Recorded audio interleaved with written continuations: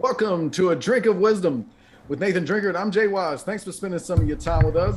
As a reminder to our listeners, we're available on the Anchor app. You can also find our material on Apple Podcasts, on Spotify.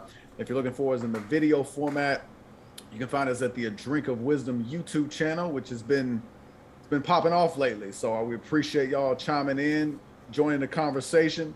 We look forward to more subscribers being added to the channel. Drink, as always, great to have you along.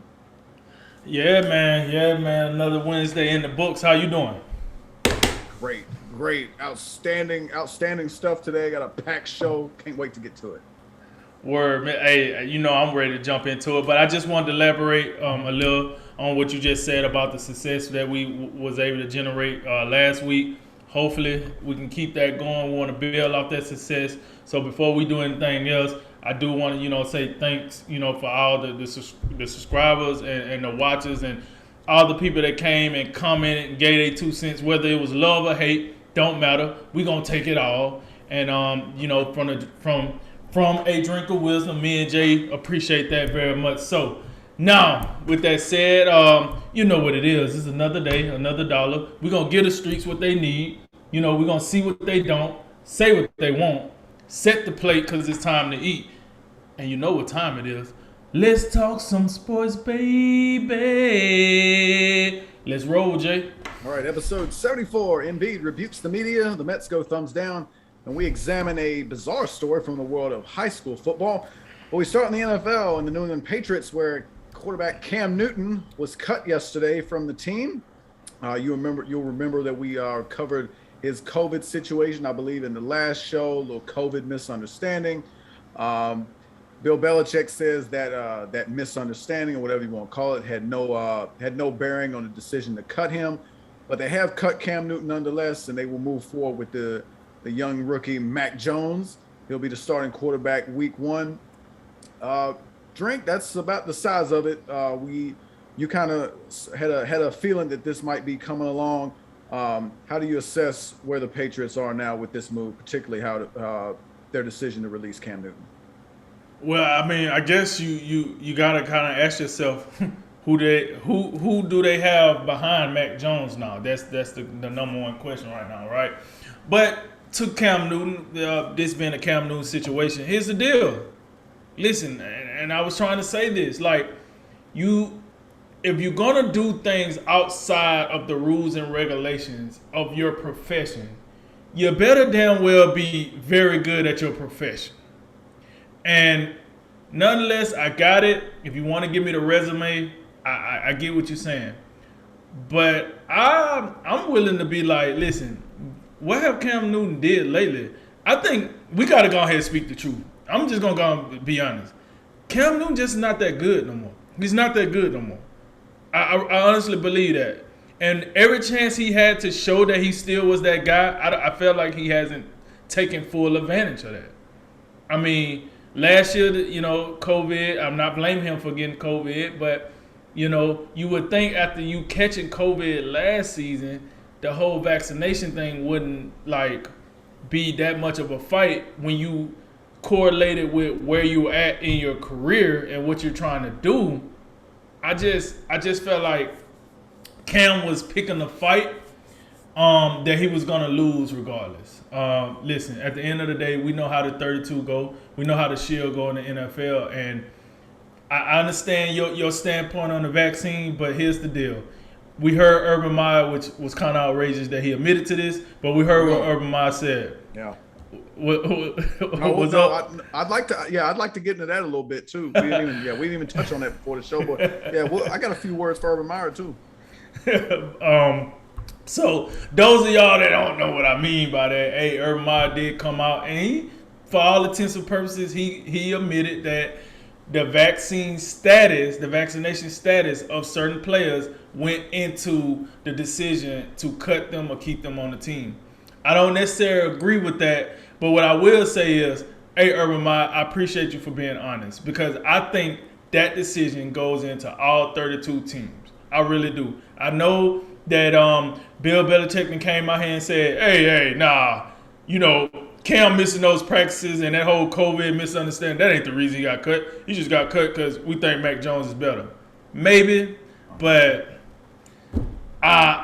listen, I was born on a day. It just wasn't yesterday, and I think all 32 teams, this vaccination thing is part of it. You got to think every day you hearing something new about the vaccination process. No, you can't do this and you can't do that.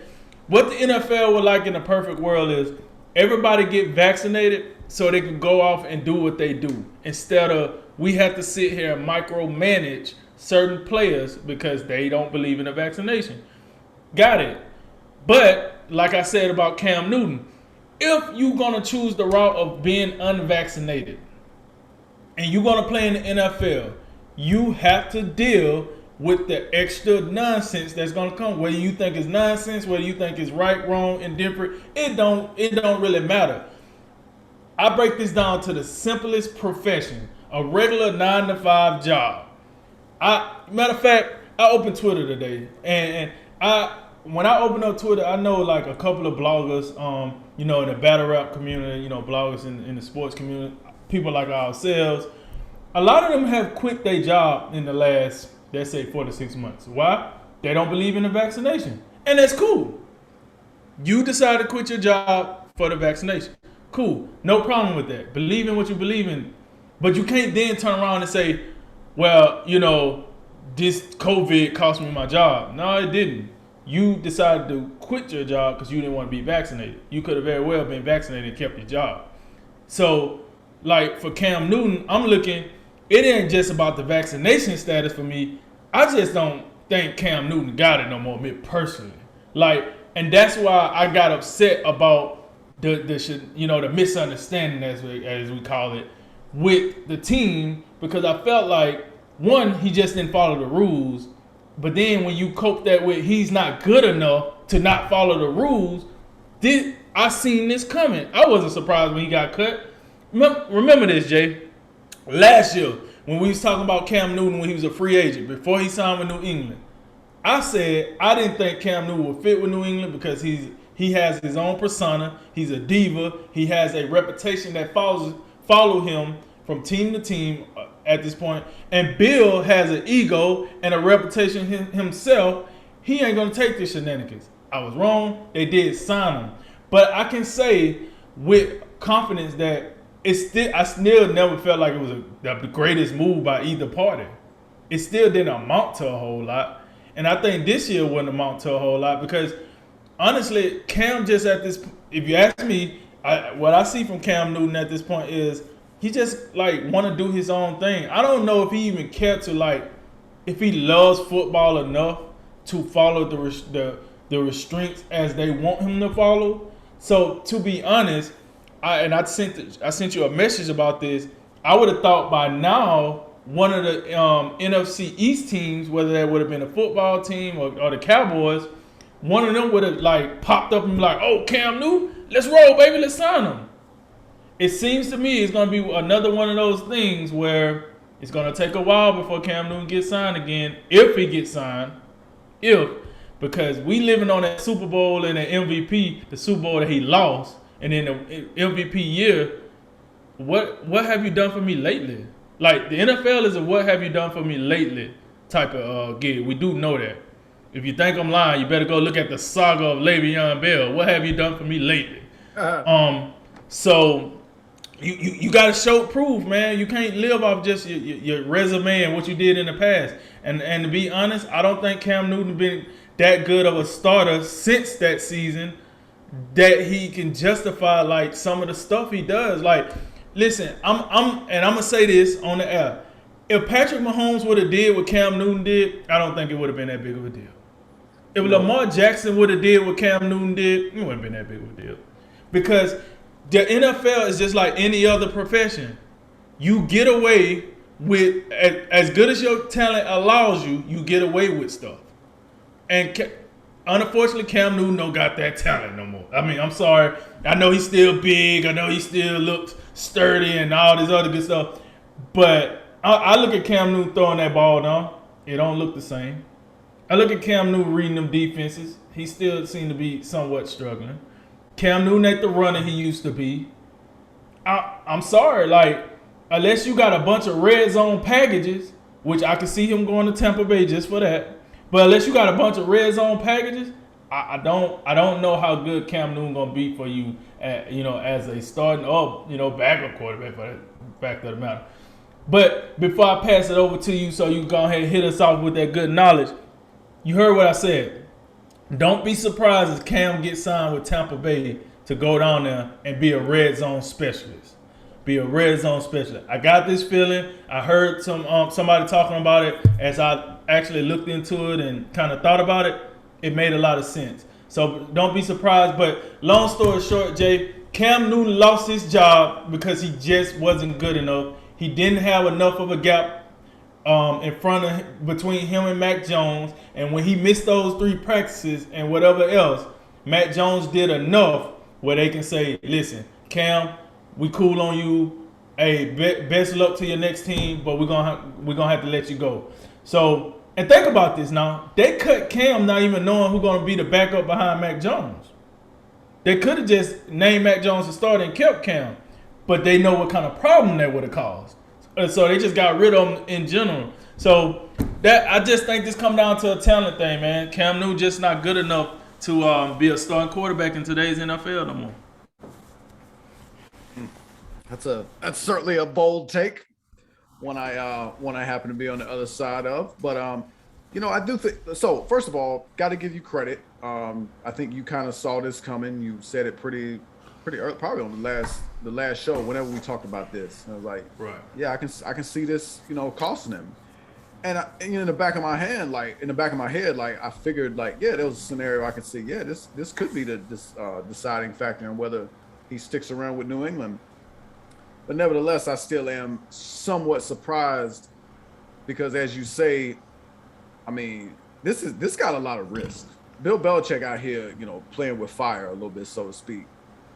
Because I, for one, think the fact that if we're sitting here saying that Cam Newton just can't play anymore, I'm not ready to see all that. I give it to you. He was not all that impressive with the New England Patriots last year, particularly throwing the football. But I thought his running ability was still there. I think the problem for New England last season was the lack of talent. I mean, they just – and you can go back to the previous season when Tom Brady was there, his last season. Tom Brady couldn't do a whole lot with the weapons or lack thereof that the Patriots had. I mean, don't get me started on these tight ends that they had with the Ryan Izzos and just some of these other Google Me type players. But then, you have in this offseason, the Patriots went buck wild in free agency. They brought in Hunter Henry. They brought in Jonnu Smith, Nelson Aguilar, Kendrick Bourne. I mean, they upgraded across the board. They got Sony Michel's out of there now at the running back position with the Rams, but they got Damian Harris. They still got the veteran James White. So, to me, I expected Cam Newton to have a bounce back season, second season within the New England system. I thought it could have worked a great deal this season, but I'm surprised. This surprised me to somewhat, and I'll tell you, ESPN, one of ESPN, the writer that covers the Patriots for ESPN, Mike Reese. I mean, he had a column on this. He described it as a stunning move. So I mean, I think that says a lot that he would make that type of statement. And I really, again, back to the whole playing with fire thing. This is all based on the preseason that they've seen from Mac Jones, which to me, that, like I said, that's risky. And now, so you're going to go with Mac Jones. I get it. He's played fairly well in the preseason. But on the flip side of that, Cam Newton started every preseason game. This isn't a situation like the Denver Broncos had where you got Teddy Bridgewater and Drew Lock, and they come out here and they flip-flop starts before Vic Fangio names Bridgewater the starter. Drew Lock started game 1 of the preseason. Bridgewater started game 2. You let them do that, and then, okay, we think Teddy Bridgewater is the guy. No, the Patriots had Cam Newton start every preseason game. He didn't play as much as Mac Jones, but he started every game. He was also a captain. So, and they've been, all the statements to me that they made publicly said Cam Newton's the quarterback. And then all of a sudden, yesterday, they come out with the 180 and say, no, he's out of here. That's a tough pill to swallow. I don't believe Bill Belichick, no disrespect, when he says the whole the COVID or whether the fact that he's unvaccinated or not, whatever he is, I don't believe Bill Belichick when he says that that had no impact on it. I also will tell you the same thing last week when we talked about this. This is the most minor of offenses you could have. This is like getting a speeding ticket, what Cam Newton did. The fact that this is a guy who, I get it, he was off site, he did not follow every letter and cross every T and dot every I. I get it. But this is the equivalent of a speeding ticket. If we can't get a speeding ticket in society no more, then I don't know who deserves to have a job. But okay, cool. But think about this, right? Just think about this, right? You get 2 speeding tickets. You got 1 speeding ticket. Oh, okay. I was doing, 45 and a 35. All right, cool. But then if another person, oh yeah, what I'm saying, I was doing 65 and 35. Whoa, that ain't just speed ticket. Yo, what we doing? So it's levels to speeding tickets. I think so. I think the better comparison is you have 2 people that are going 45 and a 35. One of them is Cam Newton and one of them is Patrick Mahomes. I think that's the better comparison here.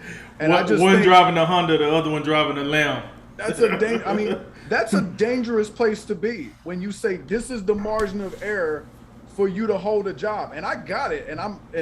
Listen, Cam Newton's not the only person that I believe in the country that's being affected by this. You brought up some, examples that you've seen, amongst your circles in the battle rap game, or everything else you was talking about. Yeah, people are walking away from their jobs. My response to that is that really something that we should be willing to accept? Should we force medicine on people that they don't want or don't believe they need? And that has to be the difference between, free country means I can, I don't have to have this vaccine, but now I can't hold a job. That's not something like that I find to be acceptable in a free society. But how is that any different than most places that tell you got to wear a shirt when you go in? Like you go to the store now, there's a big sign that say you have to have on a shirt and shoes.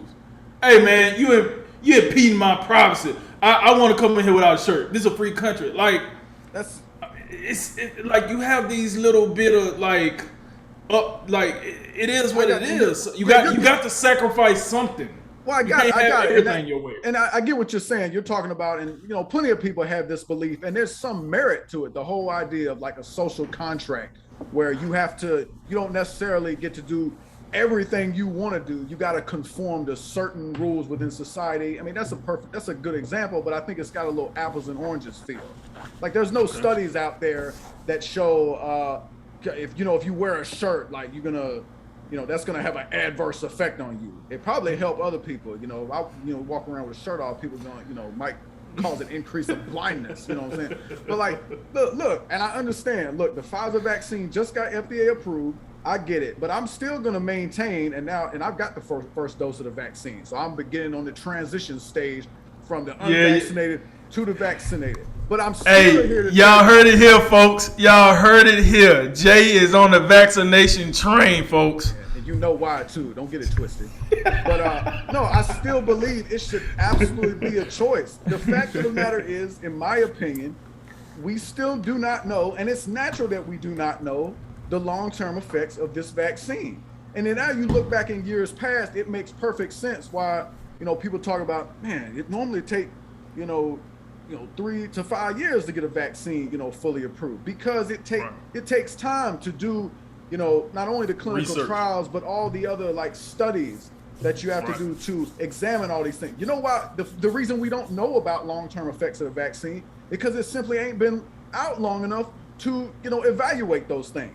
So I don't blame anybody in the world for not wanting to get it simply because they want more information. And some people got very good reasons not to have the vaccine, whether it's they've had adverse reactions to previous vaccines, or they got other medical conditions that don't make sense to them, or they're getting advice from their their personal physicians who say this is not the right thing for you to do at this point, so we say.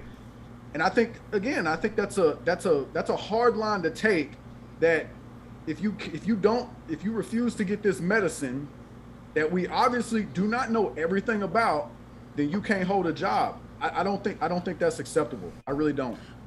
But if we keep it with Cam Newton, it wasn't like they said, "Hey Cam, you're gonna lose your job because you're unvaccinated." Nobody talked about Cam losing his job until like when he started this, as we call it, COVID misunderstanding. Like if you're gonna go, like, here's my thing, right? And this is not just for Cam Newton. Cam Newton is the most polarizing player that this happened to. But at the end of the day, if I tell you, listen, you're unvaccinated, or do you want to stay unvaccinated? Yes. All right, cool. This is how strenuous this is going to be, though, because we want to keep everybody safe, as they say. Boom. This is what got to happen.